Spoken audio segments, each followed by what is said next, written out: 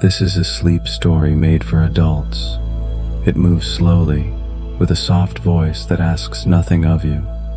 You don't need to focus or follow. Just listen and let your body begin to settle. But before you fall asleep, you'll meet Julian. He wakes up on an island with no memory of how he got there. The sky is always dusk. The wind doesn't move. Time doesn't pass. The path ahead reveals itself only when he walks. He doesn't remember being here before, but it feels like he never left. Is this a dream or something real he once forgot? The patterns, the bridge, that name. Why do they feel so familiar? And why does the island seem like it's been waiting for him? The floating island. Julian came home before the sky had fully darkened, but his eyes were already too tired to stay open. He didn't take off his shirt or shoes. He simply curled up on the couch, his head resting at the edge of a pillow, like a small animal folding into itself. His work laptop was still on, the screen flickering as notifications popped up on his phone. He'd meant to respond to one last client email, but for some reason, his finger hovered over the screen and never tapped. It was as if opening it would pull him back into something that wouldn't let him go. I just want to close my eyes for a moment, he told himself. By the time the street lamps lit up outside, he could no longer hear his phone or the quiet whirring of the laptop fan. He didn't know exactly when he'd fallen asleep. He just remembered the room turning completely silent, quiet enough to hear his own breathing. It wasn't the kind of quiet found in the city at night, nor the stillness of a forest. It felt more like having your ears dipped underwater, a muffled silence, where everything was both present and far away. When Julian opened his eyes, he wasn't on the couch anymore. He was lying on a gray-white surface, soft as compressed cotton, yet firm enough to support him. Overhead, a dense layer of fog hung in place. There was no sky, no ceiling. He sat up slowly. His body felt weightless, like he had just emerged from a very long dream. The ground beneath him was gentle, yielding slightly with each movement. A faint sweetness lingered in the damp air, and something in it made his forehead relax without thinking. He tried to stand, but his limbs moved as if they weren't fully his. It was as though he hadn't completely woken up yet. There was no wind, no clear light. Even gravity seemed to be less than usual. Looking down, he realized he was still in the same clothes he'd worn after work. But the fabric was clean, unwrinkled, as if untouched by the dust and noise of the city. No one had brought him here. He had simply fallen asleep and floated. He whispered, "Am I still dreaming?" But his voice left no echo. It was absorbed into the fog before it could return. So he stopped speaking. He just stood and began to walk forward. There was no sound beneath his steps, not even the feeling of the ground responding to his weight, and that made it clear this wasn't the world he was awake in. Julian walked without purpose, guided only by the shifting fog around him. Each step felt effortless, as if his body were being carried forward by something gentle and unseen, like a drifting plant underwater, moving deeper without resistance. He couldn't tell how far he had gone, or how long he had been walking. Time seemed to have quietly faded into the mist. Eventually, the fog began to thin, revealing a wide, open space where 6 gray-white stone pillars stood in a loose formation.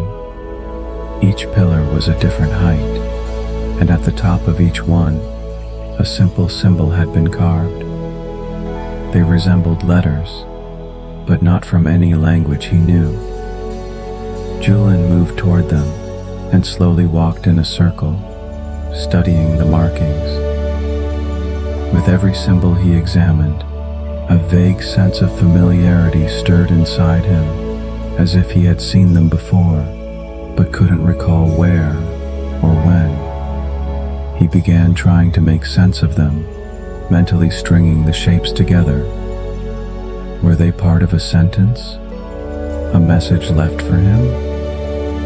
But just as he stepped back to view the entire arrangement, the positions shifted. What had been on his left was now on his right. He frowned and returned to where he had started, only to find the ground's patterns no longer matched his memory. The symbols themselves began to blur, as if stirred by the mist. No longer stable, no longer solid. It felt like he was chasing a disappearing answer, and the more he tried to understand, the more everything unraveled. Something inside him tensed. He was trying to organize, to classify, to control. The realization struck him like a soft echo. Was he still trying to take control? In that moment, the air around him changed. A weightless force, barely noticeable, gathered at his feet and gently lifted him from the ground.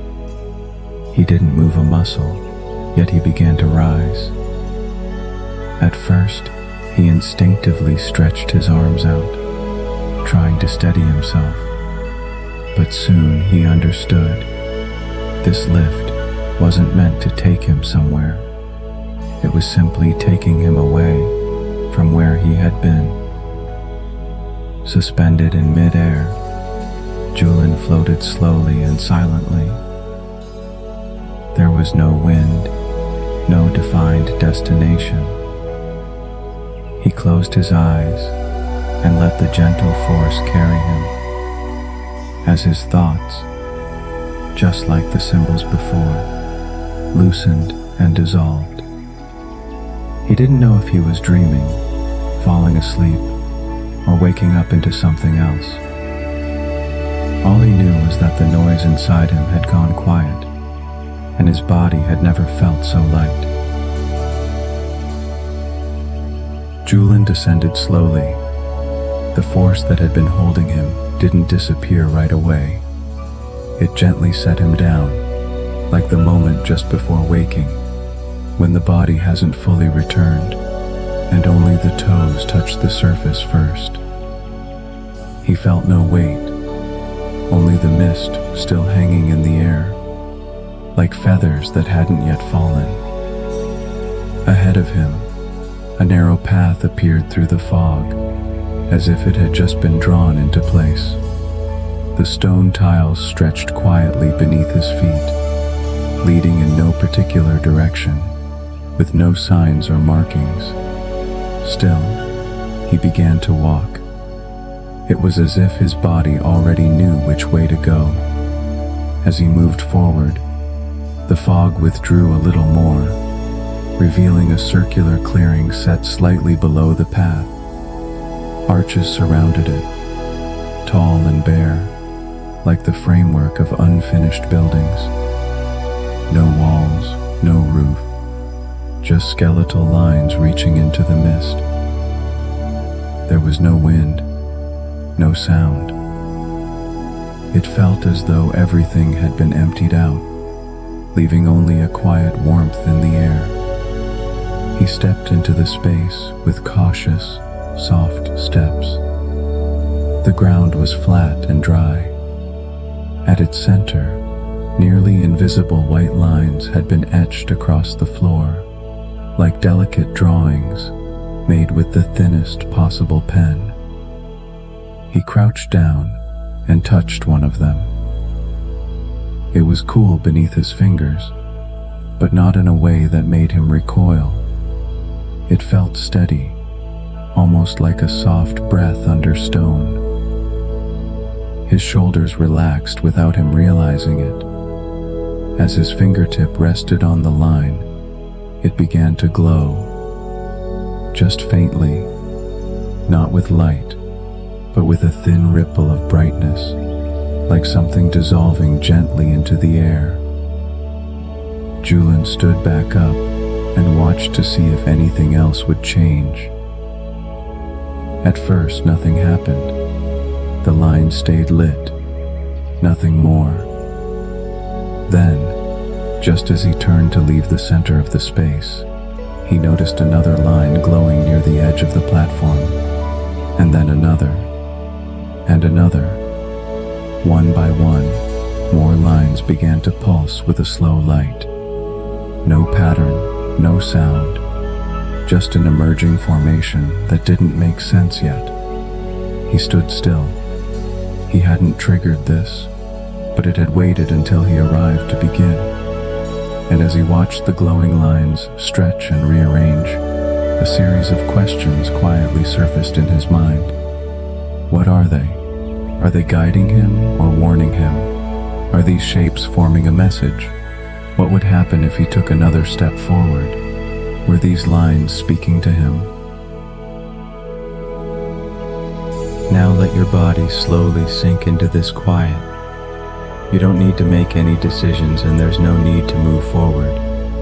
Just like Julian, stay right here, in this place without sound or direction. There is no time pressing you, no signals urging you on. Only the steady air and the soft ground beneath you, gently holding your breath and the weight of your presence. Soften your forehead. Let your shoulders release and your eyelids grow heavy. Let all your thoughts drift away for now, letting your mind fade like fog, light, blurred, without edges. In this moment, you don't need to stay awake, and you don't need to understand. All you need to do is allow yourself to drift slowly into something quieter, something deeper. Right here, you can let your body and your thoughts float, not falling, not moving, just gently suspended in this borderland of light and mist. I know you're eager to hear more of Julian's story, but for now, both Julian and I hope you'll take a moment to rest.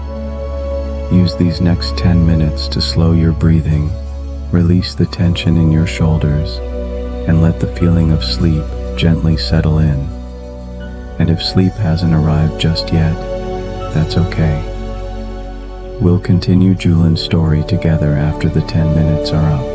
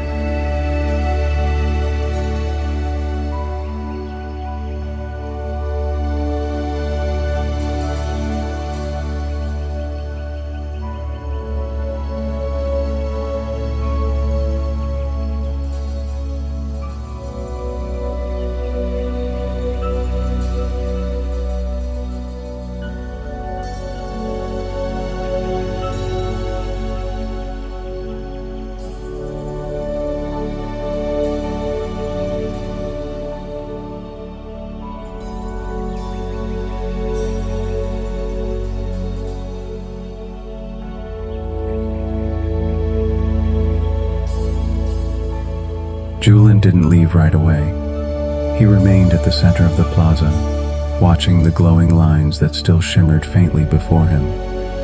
The light didn't spread or fade.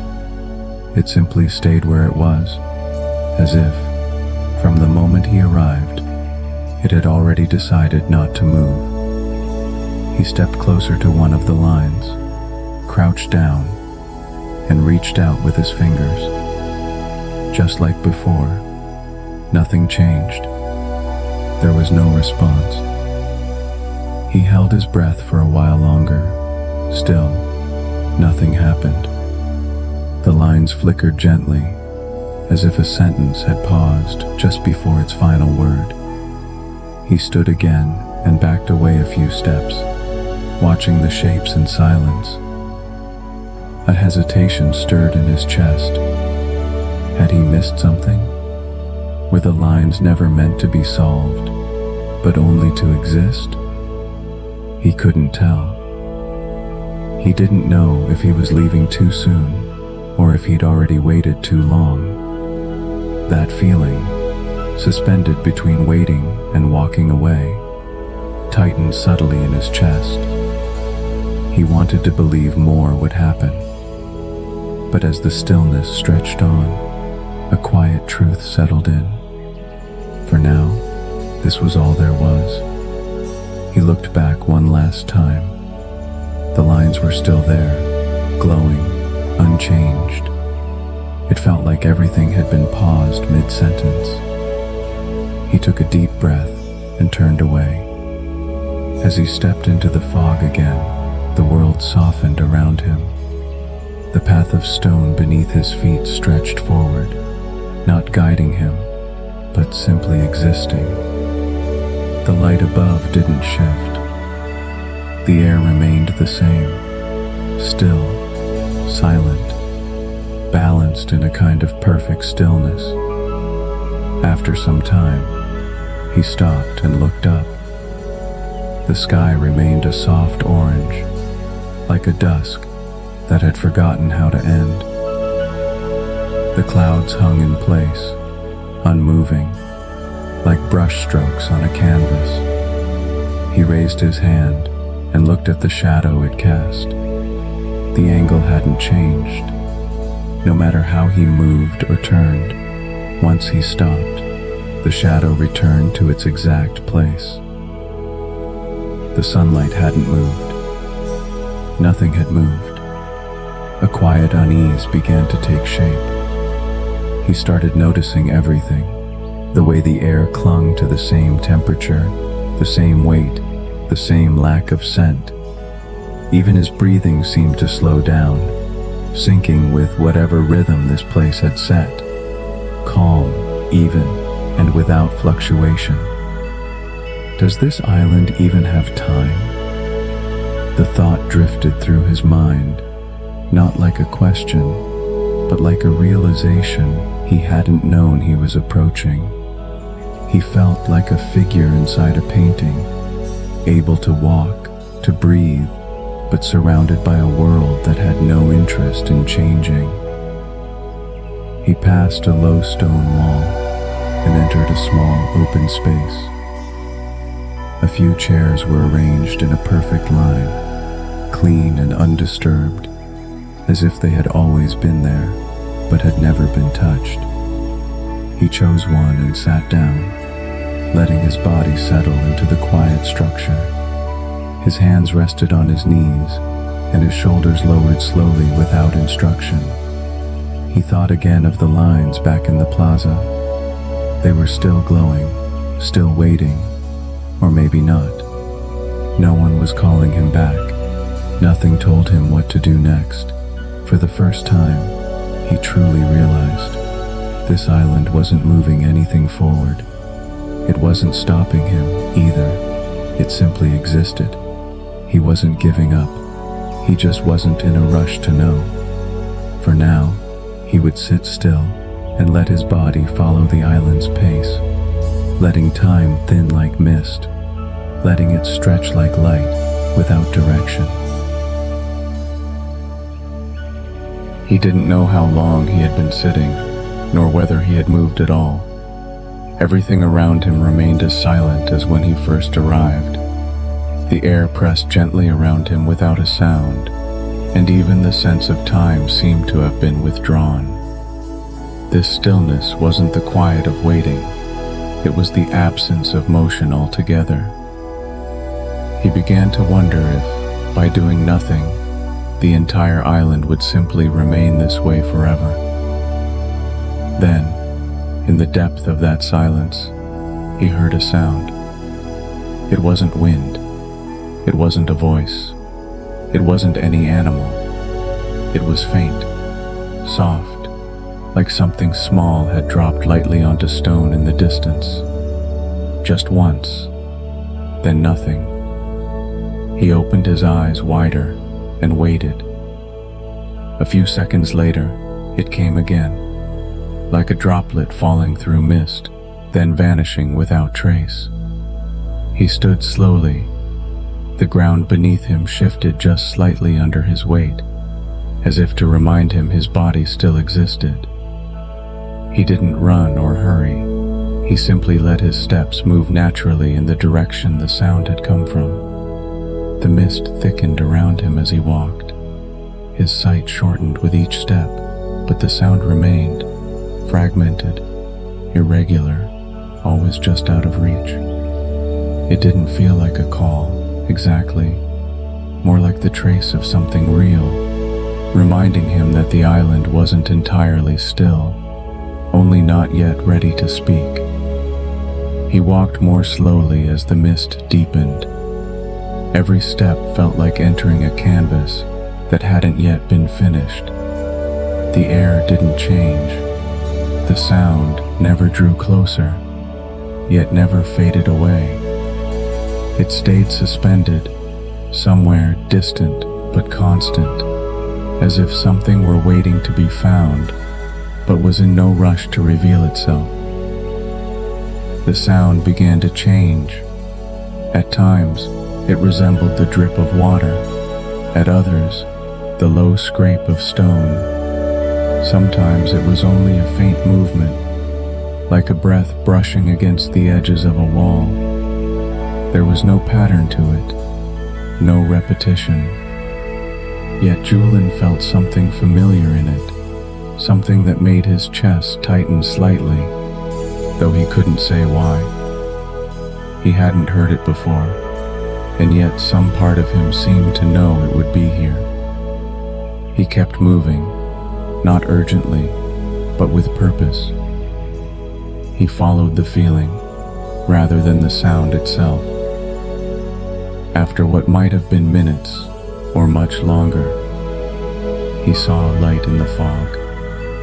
Faint, filtered, not sunlight, not flame, just a soft, pale point of light, hovering in the air as though placed there deliberately. It didn't flicker, it didn't shift, it simply existed, steady and waiting. Julian stopped walking. He didn't approach it. Not yet. His breath was still. The ground beneath him felt steady. There was a flicker of alertness in his chest. Not fear, but a kind of awareness, as if something had resumed, and he had just stepped into its beginning. He didn't rush forward. Instead, he stood still, allowing his body to quiet again. The air surrounded him as before, and the mist rose gently like water. He didn't press against it. He let it hold him.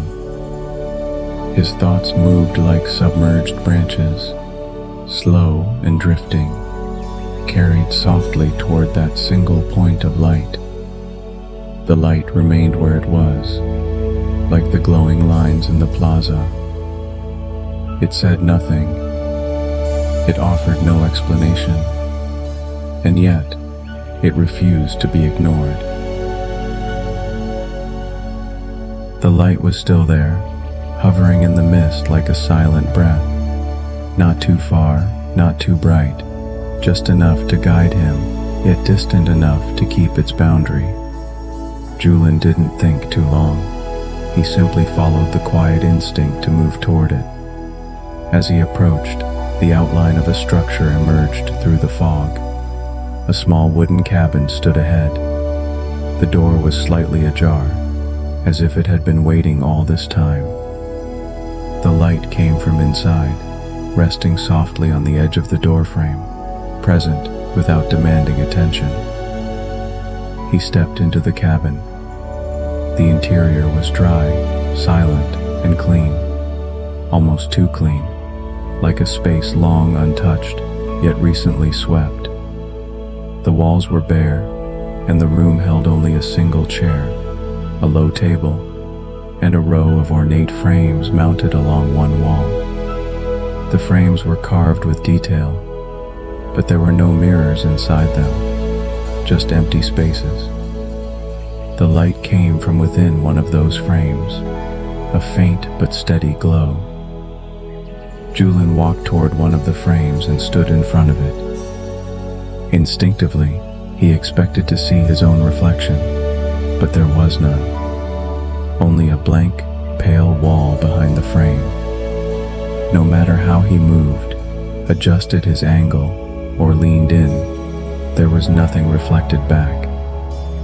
A strange sensation began to surface. It wasn't fear, not quite. It was more like a slow, quiet uncertainty.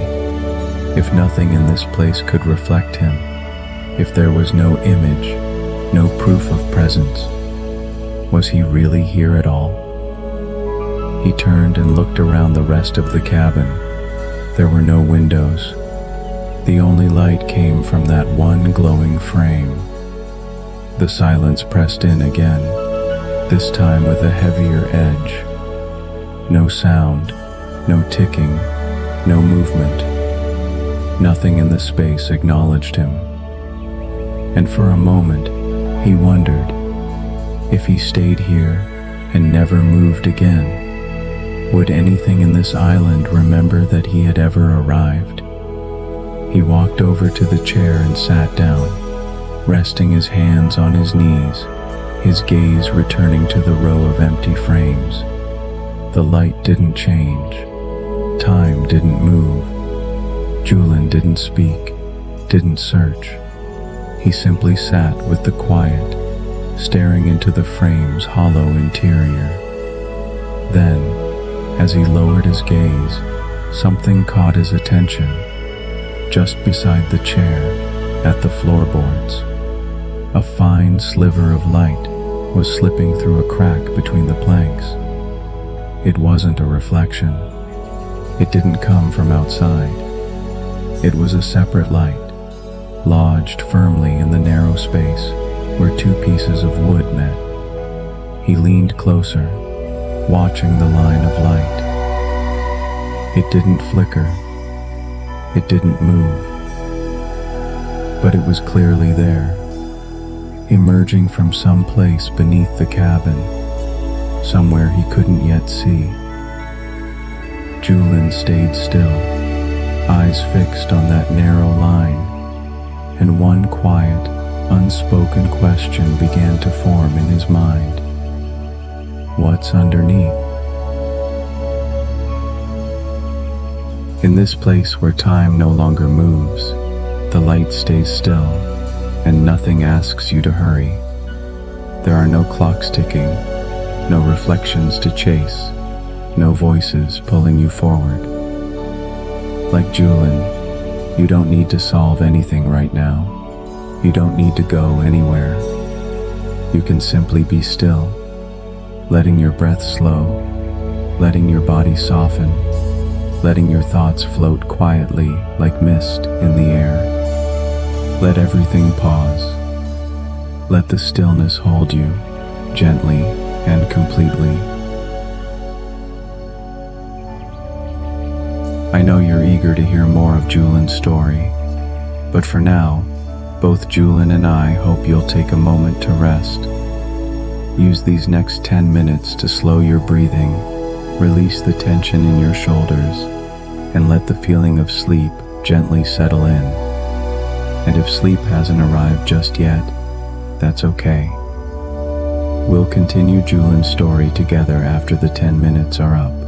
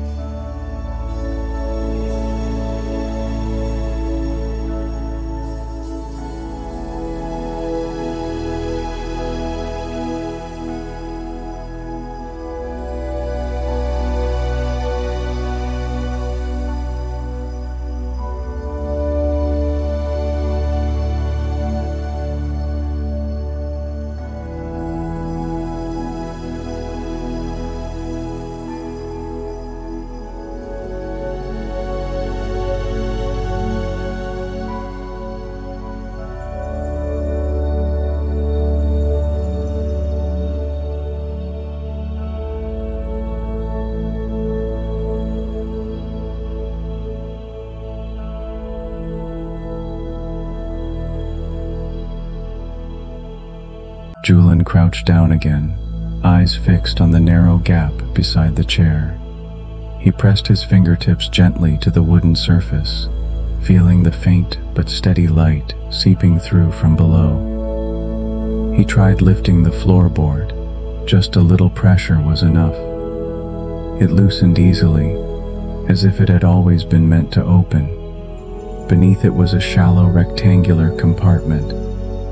It wasn't deep, just enough to hold a stack of papers. The pages lay flat and undisturbed, their edges faintly outlined by the soft light that still lingered in the space beneath the floor. Julian lifted the top sheet. The paper was dry and smooth, almost as if it had just been placed there. He didn't recall anyone else being in the cabin, and he didn't think he could have missed such a clear hiding place. He stood up, placed the page on the table, and sat back down. The first line on the sheet was his name, written clearly at the top. The handwriting wasn't his, but it didn't feel unfamiliar either. The rest of the page wasn't a letter, not exactly, more like a quiet note, stripped of greetings or signatures, as if it had simply been extracted from a thought. The message told him that he didn't need to prove his existence through action, that he didn't need to be seen in order to be real. Even without mirrors, without sound, without reflection, he was still himself. Each sentence felt like it had been gently picked from the back of his mind and placed here, one by one, on the page. Julian didn't immediately reach for the next sheet. He stared at the one in front of him, a strange feeling stirring. He wasn't sure if it was a sense of recognition or something else entirely. The words didn't answer any questions or offer any advice, but they mirrored his current state with quiet precision, as if someone had been listening without interrupting. He turned to the second page. Again, his name appeared at the top. The content was different, but the tone and rhythm were exactly the same. It felt like someone he didn't know, had continued speaking to him in silence. He couldn't tell if the words were meant for the version of himself that existed now, or for a part of him that had never been written down. But he couldn't stop reading. One page after another, he kept going. Each note was short, but he felt the need to read every one. He didn't know how many pages there were, and he didn't intend to count. It felt like something that had to be completed slowly, like a form of listening that didn't require sound. He couldn't recall ever saying these things aloud, but they didn't feel foreign either. Sitting there, with the light still spilling faintly from the floorboards, his fingers paused at the edge of the next page. And for the first time, a new thought came to him. If he wrote a letter back, would someone read it? After finishing the last of the letters, Julian sat quietly for a while. The words still echoed in his mind, not as a voice, but as something placed gently inside him. The cabin remained silent. A thin trail of fog drifted in through the door, and the light on the floor grew dimmer, but didn't fade entirely. He looked at the stack of papers, and a thought surfaced. If he were to write a letter in return, how would it begin? He wasn't sure what he would respond to, or who he was speaking to, but the impulse to write something down was clear and steady, just like the letters had been, unexplained, yet undeniable. He flipped one of the blank pages over on the table. Its texture matched the letters exactly, as if it had been waiting to be written on. He picked up the pen and wrote his name in the upper left corner. No greeting, no formal start. Just a sentence that came into his head and landed on the page. The first letter was short, a kind of test, a way to see how it felt to speak back. His handwriting was cautious at first, as if searching for a language that didn't yet exist between sender and receiver, but he kept going. When he finished, he didn't set the pen down right away. He glanced at the letters again, not expecting a reply, not wondering if someone would actually read what he'd written. It simply felt right to send something back. If those words had made their way to him in silence, maybe his could travel somewhere too, even if no one was there to receive them. The next few letters came faster. He stopped worrying about whether he was replying correctly. Instead, he wrote freely. Short thoughts, feelings, things he hadn't realized were waiting to be written. He didn't ask questions or offer explanations. He just wrote, as if pressing too much stillness into a form someone else might be able to read. When he finished the fifth letter, he noticed a new sheet had appeared on top of the stack. He hadn't heard anything, but the paper was there, clean, aligned, written in the same steady hand. His name was again at the top. The letter was brief, just a few lines. One sentence made him stop. You don't have to complete anything. You don't have to prove anything. There was nothing dramatic about it, no emphasis, no emotion. But when he read it, he felt something shift in his chest. Not surprise, not clarity, just a sensation, direct and soft, like something he hadn't dared to voice had been spoken aloud without judgment. He set the page down and leaned back in the chair. His eyes weren't focused on anything in particular, just resting somewhere in the still air before him.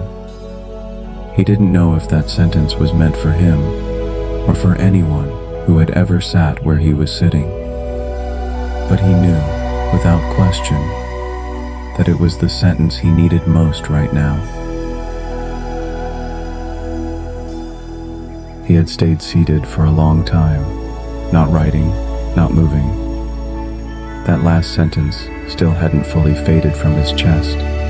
It lingered there quietly, as if resting somewhere deep inside. The light from the floorboards continued to seep outward, steady and calm. The time in this place moved slowly, not in minutes or hours, but in the way it allowed the body to gradually grow still. He breathed in gently, then exhaled even slower, letting the silence settle into him, like that sentence folding into the rhythm of his breath. He thought he had read every letter, but as his eyes drifted across the tabletop, he noticed one more sheet lying neatly on top. There had been no sound. No one had entered. Yet the letter was simply there, as if it had always belonged in that space. He just hadn't noticed it until now. He picked it up. The handwriting was the same as the others. His name appeared at the top once again. The letter was short, only a few lines, but different from the rest. It didn't respond to anything he had written. It didn't explain anything. It read more like a farewell, or perhaps a quiet pause. He read it line by line until the final sentence appeared. Some answers can only be found in stillness. Lyra. His eyes stopped at the name. It was the first time any of the letters had been signed, the first time this name had appeared anywhere on the island. And yet, something in him stiffened, not out of surprise, but because something about the name didn't feel unfamiliar. He couldn't place it. He couldn't recall where he'd seen it before. But somewhere in the back of his mind, something had been nudged. Not painful, just unignorable. He set the letter down. His gaze stayed on the tabletop, but he began to sense a change in the air. The fog that had drifted through the door earlier seemed thinner now, and the light outside grew softer along with it. He rose, walked slowly to the door, and pushed it open. The fog beyond had gently parted, and through it, a glowing bridge had appeared, not far from where he stood. It had no railings, no defined starting point. It simply hovered at the edge of the fog, stretching out toward a place he couldn't see. The bridge shimmered with light, soft and almost translucent. It looked like it had been woven from mist and silence. He didn't step forward right away. He stood at the doorway, watching the bridge quietly suspended in the air like something from a dream. The breeze touched his face, and the air shifted gently, like water. He felt his thoughts sway just slightly, like a tide receding. He let his breath match the quiet movement around him, and felt his body soften with it. No rush, no need to understand anything right now. The letter was still on the table. The name still circled quietly in his thoughts. He didn't know why those letters felt so important, but the sense of familiarity was growing clearer by the second. Like something was beginning to surface from a distant memory, just out of reach. This name, had he seen it before? If there are things you haven't yet said, there's no need to organize them now. No pressure to explain, no rush to be understood. Like Julin, you can simply sit here, letting those unfinished thoughts rest in a quiet place that doesn't need answers tonight. The fog is still here. The light hasn't gone anywhere. Nothing is asking you to move forward. Just slow your breathing, soften your shoulders, and set the letters aside for now. Let yourself rest, gently, quietly, into the stillness of this night. I know you're eager to hear more of Julin's story, but for now, both Julin and I hope you'll take a moment to rest. Use these next 10 minutes to slow your breathing, release the tension in your shoulders, and let the feeling of sleep gently settle in. And if sleep hasn't arrived just yet, that's okay. We'll continue Julin's story together after the 10 minutes are up.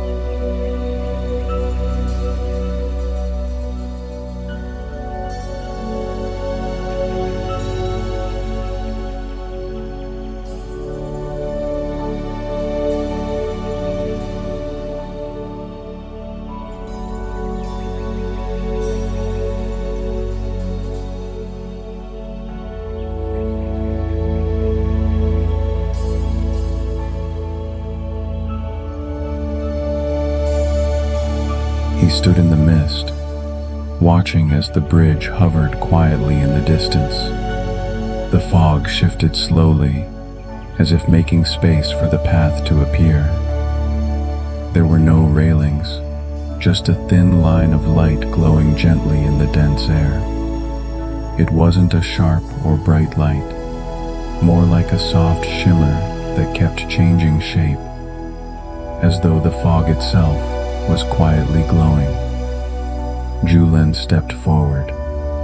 The moment his foot touched the surface, he felt no weight beneath it. It was like stepping onto mist, yet something held him firmly.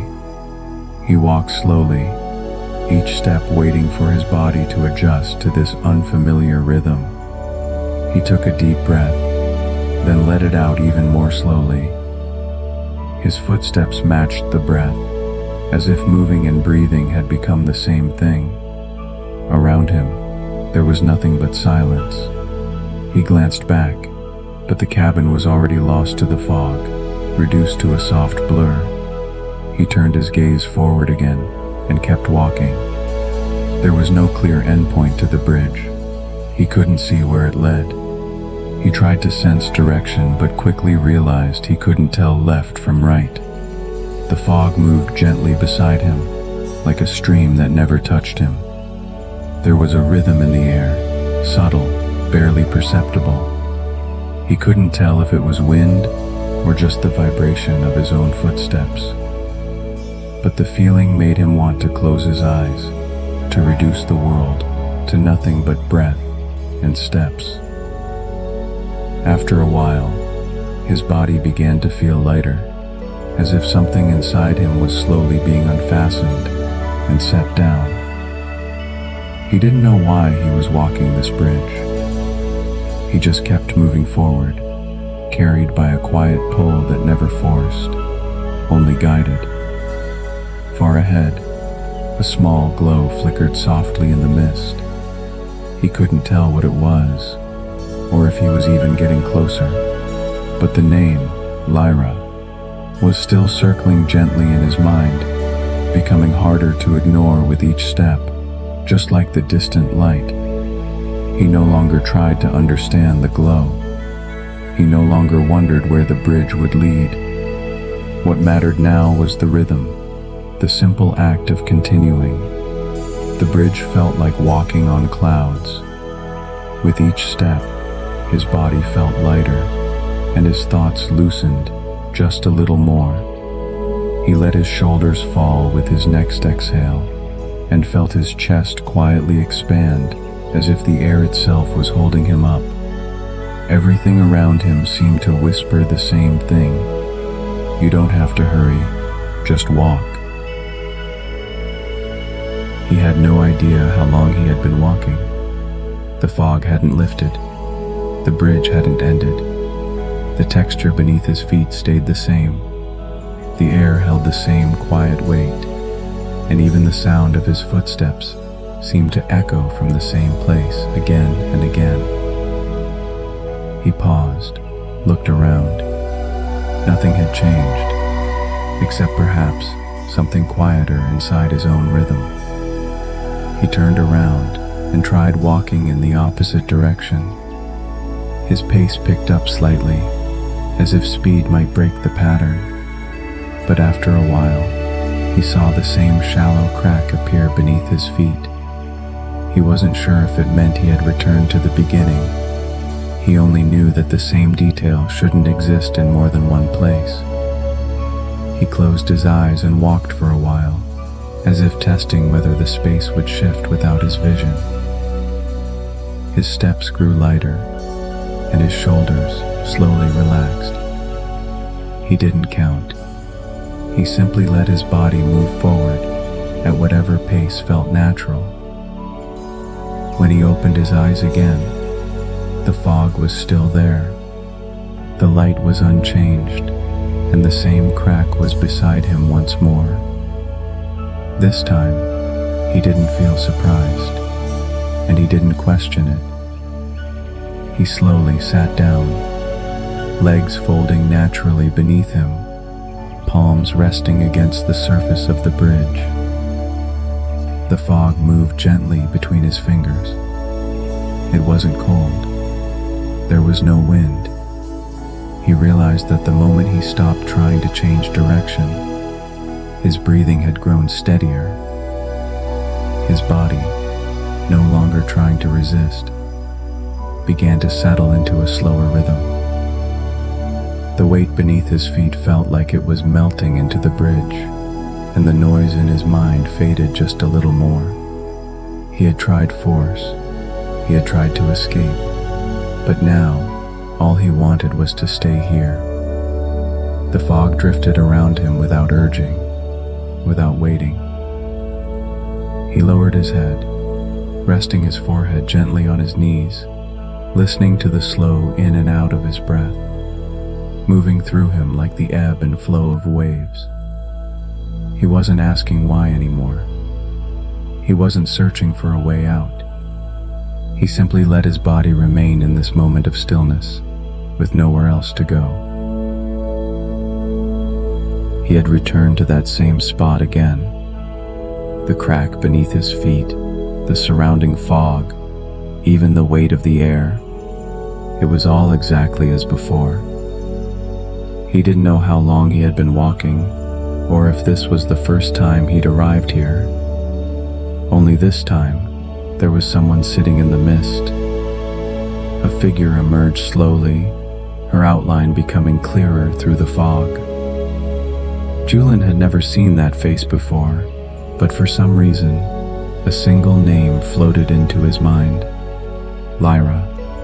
It felt as though she had always been there, simply waiting to be noticed. He didn't say a word. He stood still, looking at her, as if trying to confirm whether she was real. She wasn't surprised. She didn't move. Her eyes rested quietly on him. Then she spoke, her voice as calm as the mist itself. "You're still walking, because you still want to control how it ends." Julian's body reacted, a subtle tremble passing through him. He didn't turn away, and he didn't approach. He slowly sat down a few steps away from her. He lowered his head, his hands resting on his knees, fingertips brushing the damp surface of the bridge. The fog moved softly past his shoulders, like a gentle whisper telling him there was no need to get up just yet. He didn't speak. He didn't respond. He didn't try to leave. He simply sat there, listening to the sound of his own breath spreading slowly into the mist, light as ripples on water. Time seemed to slow its pace, until all that remained in the air was a single rhythm. Inhale, exhale, inhale again. She said nothing more. Her gaze carried no expectation, no urgency. She simply existed beside him, without asking for anything. Julian lifted his head and looked at her. He didn't know what her words truly meant. He didn't know why she had chosen to appear now, but at that moment, a question quietly surfaced in his mind. How does it end if I don't control it? Sometimes it's not that the road isn't long enough. It's just that the heart isn't ready to stop. Maybe you've been going over the same thought again and again, just like Julian, walking in circles through the same place. But right now, there's no need to rush toward an answer. You can begin to slow down, let your thoughts stop spinning, and allow your body to stay still for a while. Just like the bridge in the mist, even if you don't yet know where it leads, it remains quietly in place, not urging, not pushing.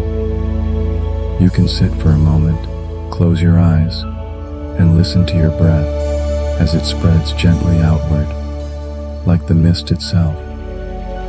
Tonight, you don't have to explain anything. You don't have to finish anything. You just have to stay here, softly, and let yourself drift into sleep. I know you're eager to hear more of Julian's story, but for now, both Julian and I hope you'll take a moment to rest. Use these next 10 minutes to slow your breathing, release the tension in your shoulders, and let the feeling of sleep gently settle in. And if sleep hasn't arrived just yet, that's okay. We'll continue Julian's story together after the 10 minutes are up.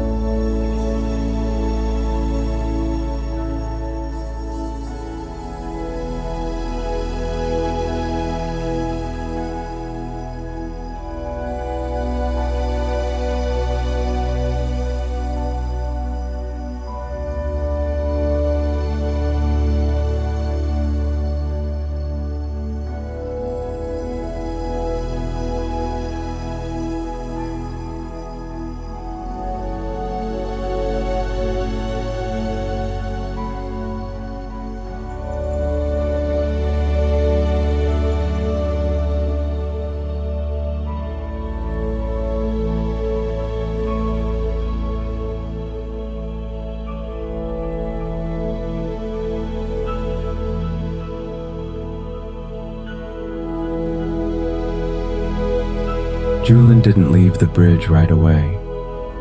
He sat in the fog for a long time, until it began to shift again, as if it had only been waiting for him.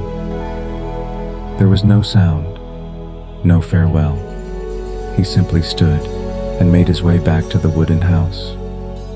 The room looked the same, quiet, undisturbed, but the air held the stillness of time having passed. When he approached the desk, something stopped him. The letters were gone. The stack of pages with his name on them had vanished. In their place, only the smooth surface of the desk remained, along with a single drawer, open. He hadn't noticed that drawer before. Now it sat wide open, as though it had been expecting him.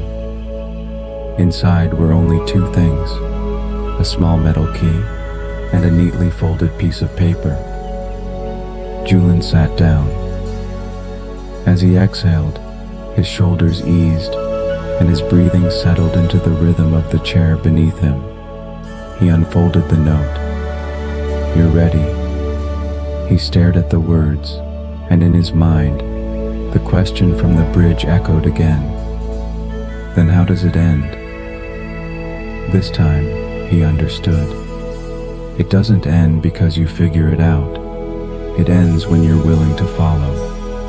It wasn't an explanation. It was a reply. Not something he had found, but something the world had offered the moment he stopped searching. He didn't know what the key was for, but he took it anyway, not out of understanding, but out of quiet trust. He returned the note to the drawer, stood up, and looked around. He wasn't searching anymore. He didn't need to explain anything. A soft wind brushed against the window. At first, he thought it was in his head, but slowly, he could tell where it was coming from. The sound felt like something deep within the forest, waiting to be noticed. It wasn't calling, not guiding, just being there. He didn't step outside. Not yet. He simply stood and listened to where the wind was leading, letting his breath remain calm and still. This time, he wasn't asking, and he wasn't rushing toward the answer. He was just ready for the next part to come to him. He stood at the doorway of the wooden house. The wind was coming from the direction of the forest, soft and steady, like something waiting patiently for him to notice. He didn't step out right away. He paused, letting his breath even out. Then, slipping one hand into his pocket to hold the small key, he began to walk. The ground was damp, but not muddy. Each time he stepped on the fallen leaves, they cracked gently beneath him, not like normal rustling, but more like a whisper. It was as if someone were speaking just beneath his feet. He slowed down, listening more closely. It wasn't anyone's voice. It wasn't even a language. It felt more like a memory, a kind of sensation that hovered between sound and feeling. A breeze passed, and within it, he heard something familiar. "It's okay. I can handle it." The words were blurry, but he recognized them. He had once said them to someone. He paused beneath a tall tree. The next breeze carried no words, only the soft sound of something turning a page. He couldn't tell where the feeling came from. His body, the trees, the wind. He took a slow, deep breath, letting the air settle into his chest, and leaned his back against the trunk behind him. He didn't try to go farther. He didn't turn around. He simply stayed there, letting the firmness of the tree support the weight of his spine.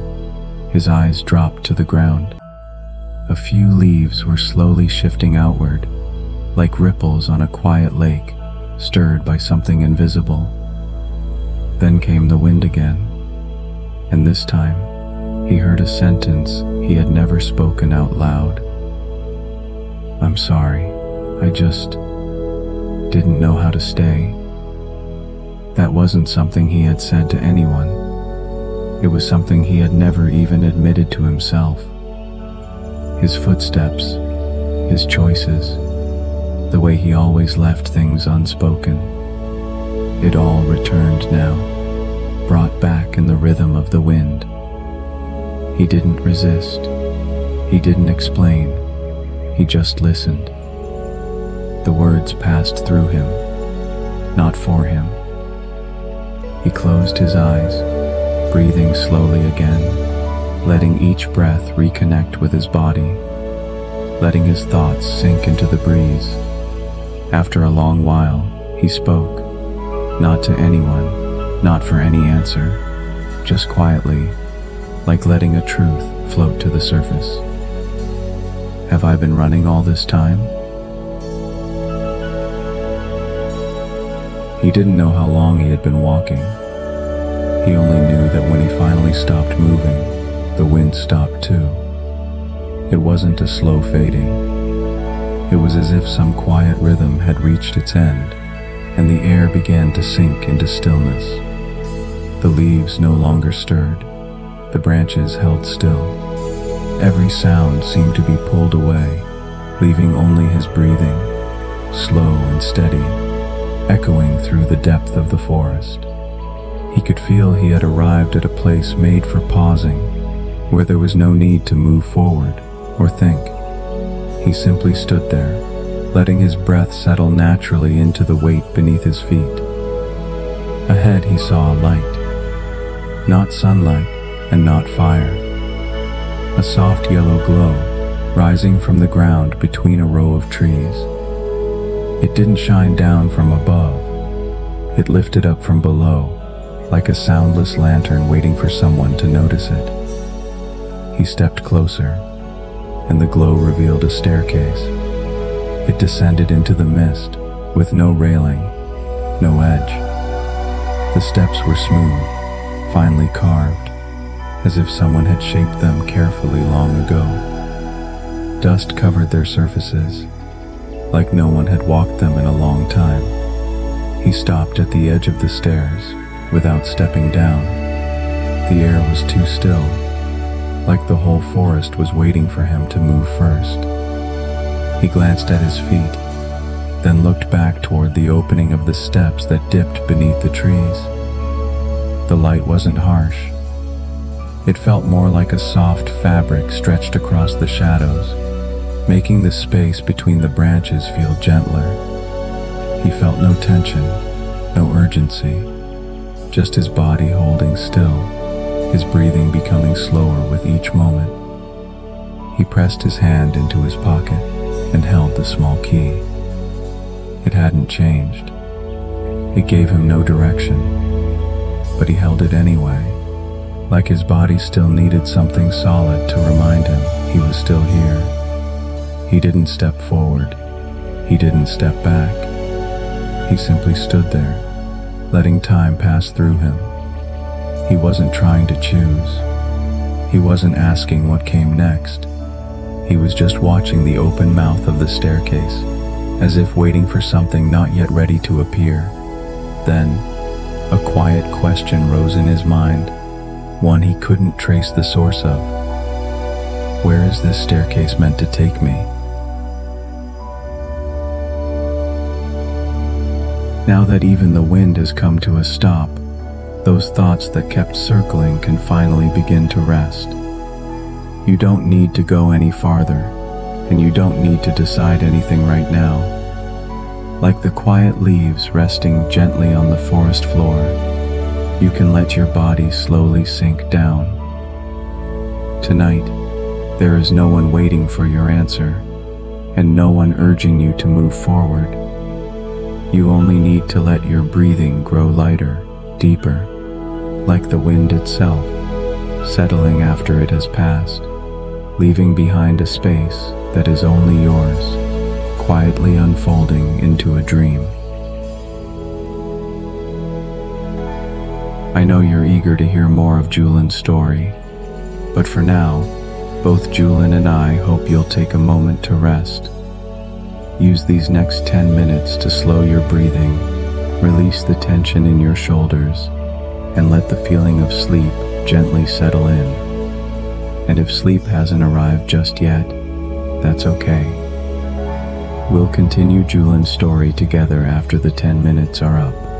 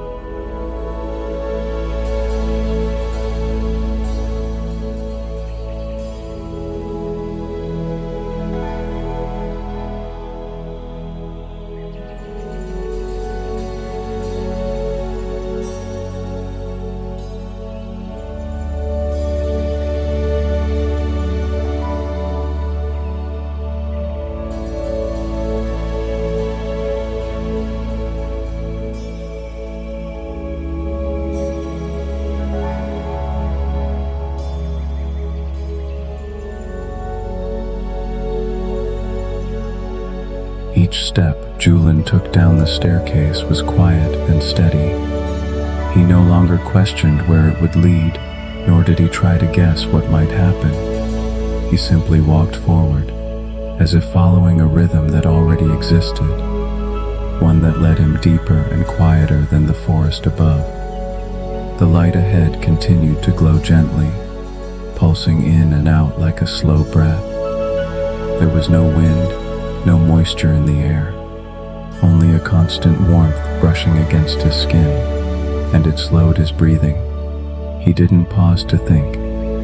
He didn't look back. His feet just moved naturally, as if his body knew what to do before his thoughts caught up. At the final step, a wooden door came into view. It wasn't locked, and there was no handle, just a narrow gap already open. A soft yellow light spilled through, not bright, not urgent, but enough to make him walk toward it without thinking. He pushed the door open and stepped inside. It was a small room, nearly empty. Nothing hung on the walls. There was only a bed, a table, and a lamp. On the table sat a bowl of soup, still steaming. Thin trails of vapor floated beneath the glow of the lamp like threads. The space was perfectly still, as if freshly prepared, untouched, yet not unfamiliar. It felt like someone had quietly made it ready for him. Julian said nothing. He didn't hesitate. He walked over, sat down in the chair beside the bed, and picked up the bowl with both hands. The warmth of the steam brushed against his face like a wordless touch. He inhaled the scent, simple, soft, and warm. It reminded him of a winter evening long ago, though he couldn't recall which year or what moment. He only knew that the warmth moved gently from his nose to his chest and settled there. He raised the spoon and took a sip. It wasn't a special flavor. There were no sharp spices, just a quiet saltiness that made him feel safe. He didn't rush through it. He didn't stop to think. He simply sat there, letting the soup warm his hands and slowly loosen every part of his body. He leaned back in the chair and noticed he didn't straighten up again. His whole body felt like it had been caught, not in a trap, but in a place made to hold him. He didn't have to stay alert. He didn't have to wait for anything. He even stopped wondering where he was. He simply stayed seated, letting himself remain in a place that had clearly been prepared for someone like him. The feeling reminded him of something from long ago, some small moment when someone had once cared for him like this. But the memory was blurry. There was no image, no name, just a sensation that rose slowly through his body. This is enough. Nothing more is needed. Julian finished the last sip of soup. The light in the room hadn't changed, but it felt softer somehow. He didn't stand up right away. He gently placed the bowl back on the table and remained seated for a moment, letting the warmth from his hands gradually fade, as if he wasn't quite ready to let go of that feeling of being cared for. Then he stood and walked toward the bed. His steps were silent, and the floor made no sound beneath him. He didn't feel tired, but he had no intention of leaving either. It was as if something quiet was drawing him forward. The pillow was clean, and the blanket neatly folded.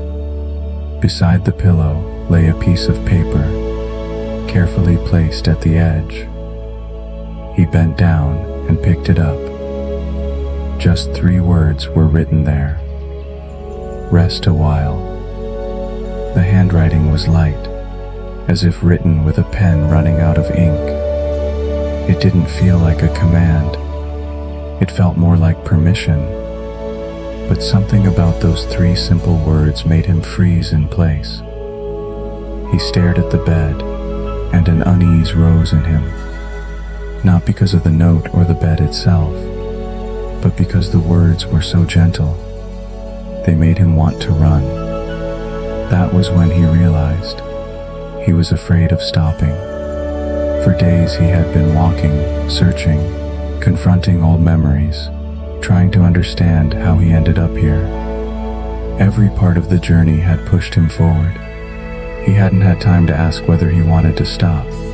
And now, in a room without demands, with a note that asked nothing from him, he found himself unsure what to do. He looked down at the note again. It felt weightless in his hand, yet it kept him from moving toward the bed. He wasn't refusing to rest.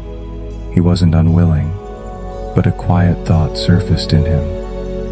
If I really rest now, what if I don't wake up? It wasn't fear of death. It was the sense of finality. It felt as if this moment wasn't just asking him to lie down. It was asking him to admit this might be the place he was meant to stop. He placed the note gently back by the pillow. He didn't lie down. He didn't leave. He just stood there, looking at the bed, as if waiting for a decision he wasn't quite ready to make. He focused on his breathing, letting each exhale stretch just a little longer than the one before. There was no sound in the room. The light didn't flicker, but he felt something inside him beginning to loosen, slowly. He didn't know the answer to that thought, but he wasn't rushing to find one either. For now, he just stood quietly, letting those three words rest a while, gently spread through his chest, like something soft beginning to open inside him. Julian remained where he was. Nothing in the room had changed. The light still glowed softly. The bowl of soup had cooled, and the note lay quietly beside the pillow. He didn't rush to do anything. He simply took in a long, quiet breath and noticed that the air felt even calmer now, as if the entire space was waiting for him to make one final move. He reached out and folded back a corner of the blanket. It lifted lightly, making no sound, just like the end of his journey, arriving without a word. He didn't hesitate. He let the motion carry him as he sat down and lay back, his head slowly coming to rest on the pillow. The moment his body touched the mattress, he felt a long-lost sense of release, stretching from the back of his neck down through his spine, like something that had been tightly held was finally letting go. He wasn't lying down because he was tired.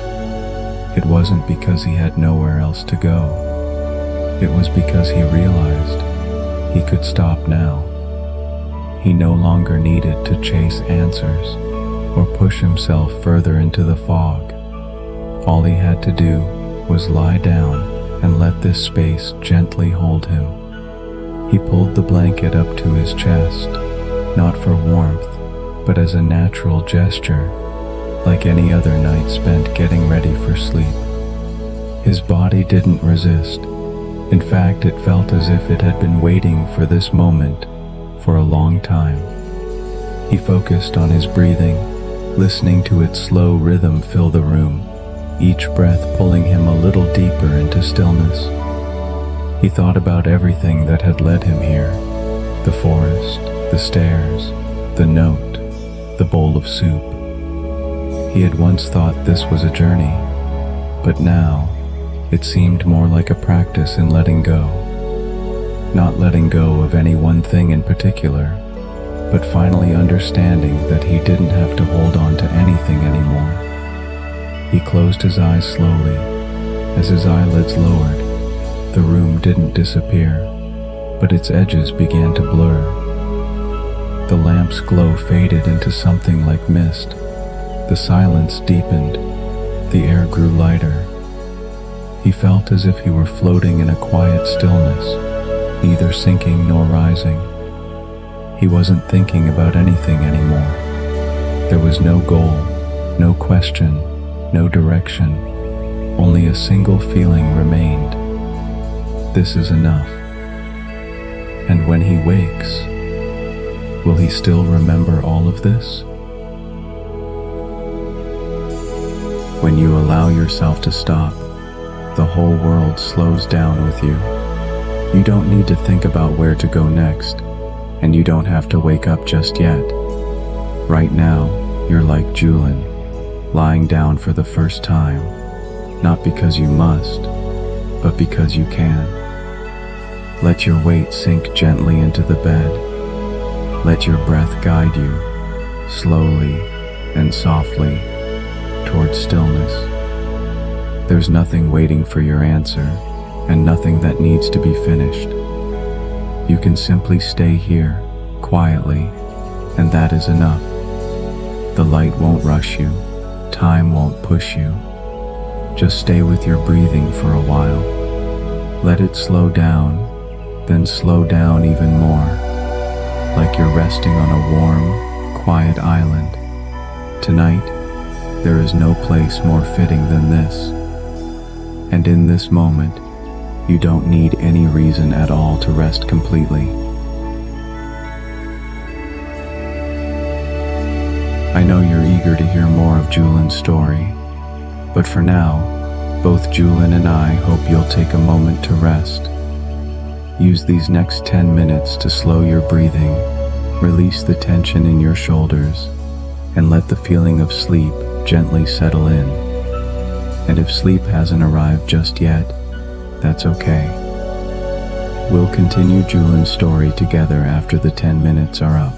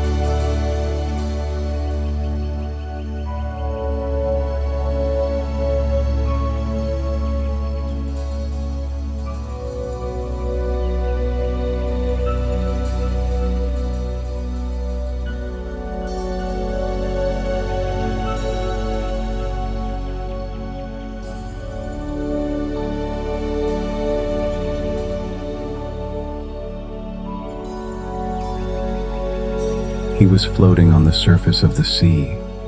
The water didn't push him or pull him down. It simply held his body, steady and still. His eyes remained closed, but he could feel the openness all around him. A vast space without edges, like air stretched out in every direction. A faint sound of water reached his ears, not waves, but more like a slow, steady breath, surrounding him with a quiet rhythm. Suddenly, he thought he heard someone call his name. It wasn't clear, but it felt like a voice drifting from far away, traveling across the water and hanging in the air. Instinctively, he turned his head slightly, raising one ear to listen again. But there was nothing. The sea remained quiet, the same gentle sounds as before, soft, continuous, as if that moment had never happened. He wasn't sure if he'd imagined it, or if it was just something left over from a memory. The voice had felt familiar, like something he might have once dreamed in childhood, though he couldn't place who it belonged to or where he had heard it. The thought left him still, almost absent. He'd never stayed in water this long, never allowed himself to be this quiet. In the past, silence would quickly fill with thoughts. What to do next, where to go, how to move. But now, none of that came. His hands rested gently on the surface of the water. He didn't feel like swimming or resisting this weightless state. The water was warm, just enough, not cold, not hot. He hadn't even noticed when he began to sink more deeply into this stillness. It wasn't like falling asleep. It was more like the space itself was making him lighter, slower. Even his breathing no longer felt like inhaling or exhaling. It was just one soft rhythm, continuing inside him. Then a thought came. Maybe this sea wasn't a place at all. Maybe it was a part of him, one he usually didn't visit, one he rarely let himself feel. He never lingered in places that felt this empty. But this time, he had truly stopped. Not because he was forced to, and not because he was running. For the first time, he realized stillness could also be a way of existing. He didn't think about the voice again. He didn't try to understand where it had come from. He just let himself keep floating, keep feeling light, and in this sea that pushed nothing and pulled nothing, he quietly fell asleep. The surface of the water didn't change much. It simply became a little lighter. Julian kept floating, his body still, his awareness without direction. It felt as if the sea had gently accepted him, as if there were no part of him left out, no part that felt too heavy or too loud. Nothing in this space demanded his attention. Everything just allowed him. Then, in that stillness, he heard a voice. It didn't come from his ears or from the water. It came from somewhere deeper, somewhere softer, like it had risen slowly from within. It wasn't a stranger's voice. It sounded like his own, only slower, steadier, quieter than how he usually thought. And it said, "Thank you for choosing to stop." The words arrived gently, like a small bubble breaking at the surface of the sea. He didn't answer right away. He only noticed a faint ripple in his chest. Not excitement, not sadness, just the sensation of something soft brushing across him. The voice wasn't asking him to change, to move, or to understand. It simply said what it needed to say, and then faded away. Julian didn't open his eyes. He didn't move.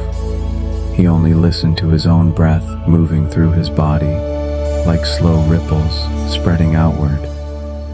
Then, without thinking, a sentence rose inside him, quiet and simple. I could have chosen all along. It didn't hit like a revelation. It felt more like something he'd always known, but had never paused long enough to hear. He hadn't lacked choices. He'd just been moving so fast he never realized that stillness was a choice, too. He didn't speak again. He didn't wait for the voice to return. He let those words settle in his chest, like a band of light sinking into the water and disappearing without a sound. He was still floating, but something inside felt lighter. The space around him felt wider, and his breath a little softer. For the first time, it felt like the sea had heard him, and he, at last, had heard himself. The surface of the water felt lighter than before. Julian didn't move. He just let his body float. His awareness seemed to hover between water and air, not rising, not falling, resting in a space where no decisions had to be made.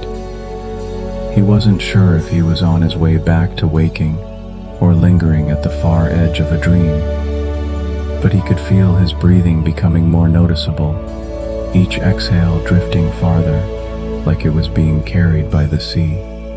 Then, in the distance, something appeared within the fog, a shape, an outline of an island.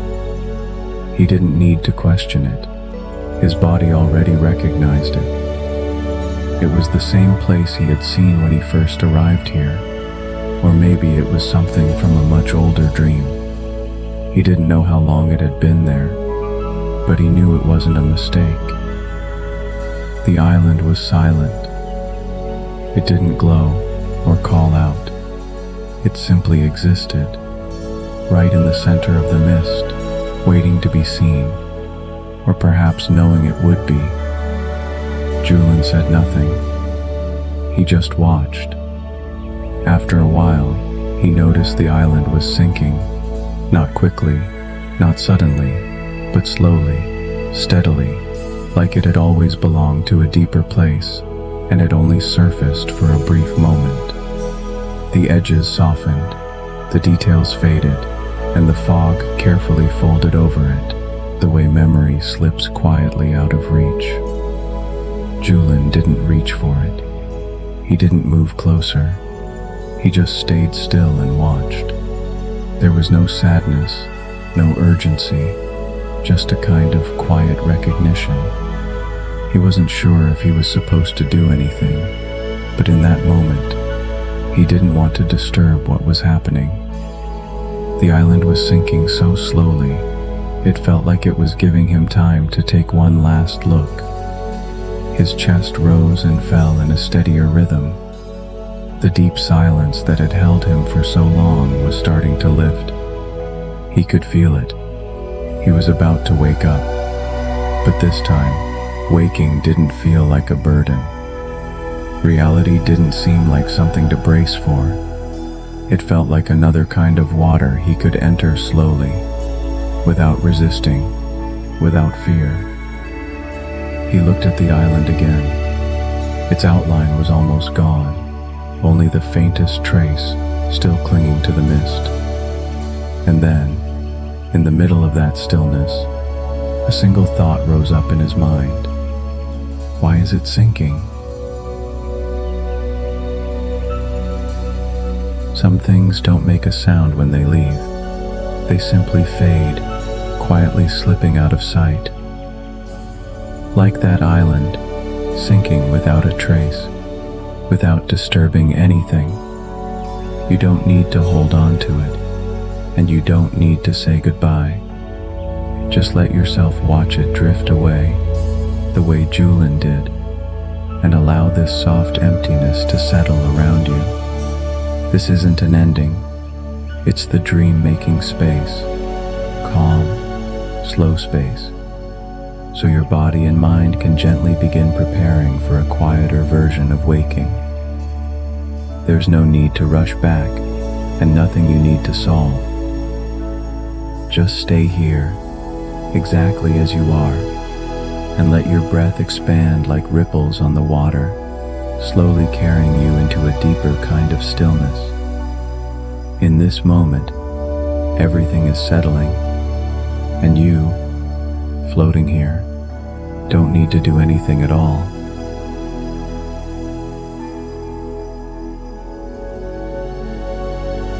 I know you're eager to hear more of Julian's story, but for now, both Julian and I hope you'll take a moment to rest.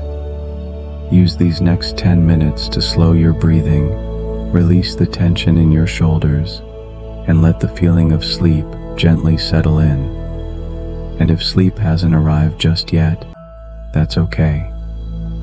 We'll continue Julian's story together after the 10 minutes are up.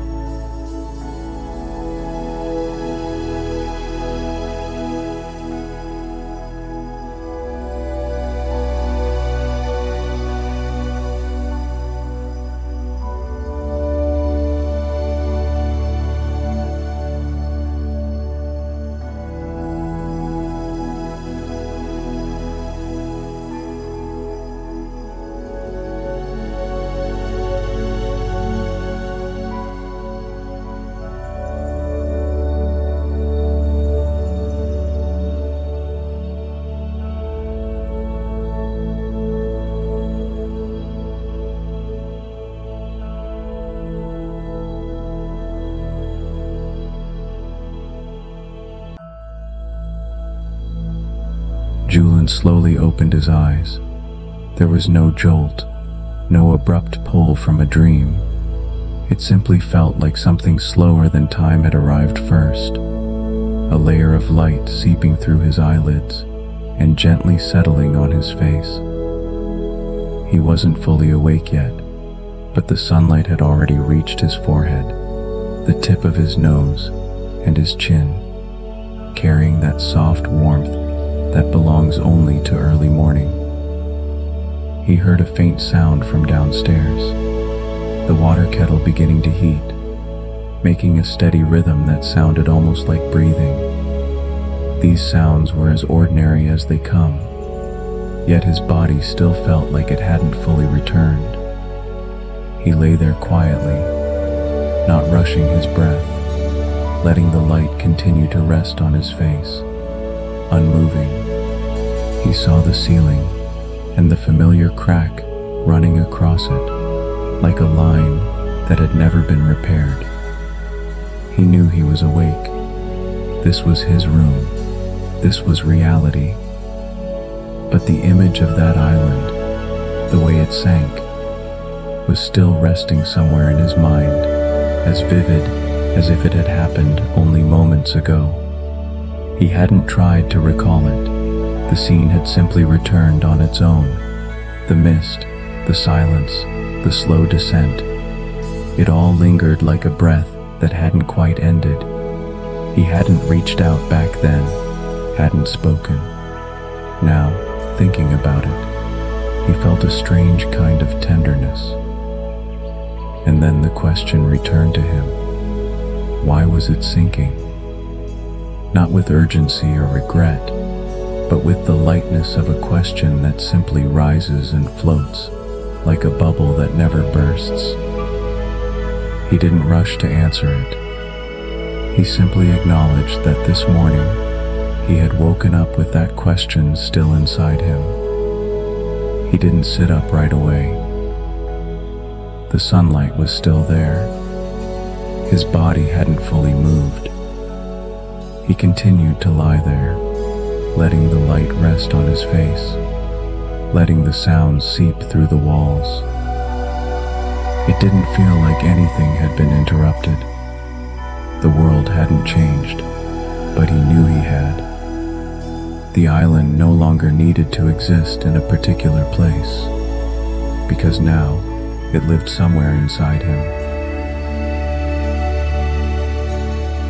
When Julian got up, the sunlight had shifted slightly. The edge of the curtain was brighter now, and another beam of light had stretched across the floor. He walked out of the bedroom into the living room. The floor felt a little cold. The air was still and clean. The chair was still leaning against the same corner, and the glass on the table, half full from the night before, reflected the ceiling in complete stillness. He touched the glass. It was cool. He stood there for a moment, taking in the room. Nothing had changed. The window was the same. The photos on the wall hadn't moved, and the fold in the couch cushion was exactly where he left it. And yet, something between him and all these things felt different. Not closer, not farther, just clearer, as if some thin layer that had once dulled his vision had quietly been removed. The air felt more real somehow. He sat down and leaned back in the chair. He didn't move. Then, a voice surfaced in his mind. Not a recent thought, but something he'd heard somewhere, long ago, or perhaps in a dream. You never left the island. It just found a different way to stay with you. He didn't try to chase where the words came from. He just let them float through him, like a breeze moving softly through the room.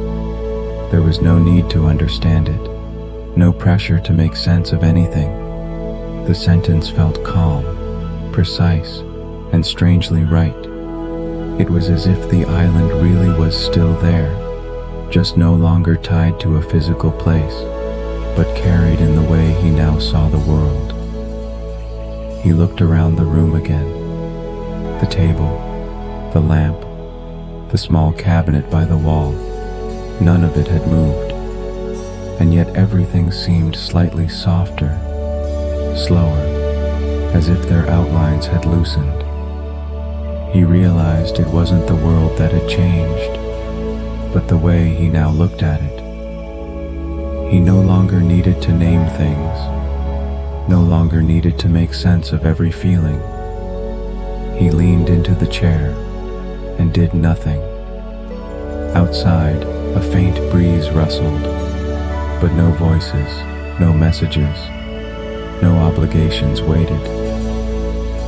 Today could move slowly, he thought.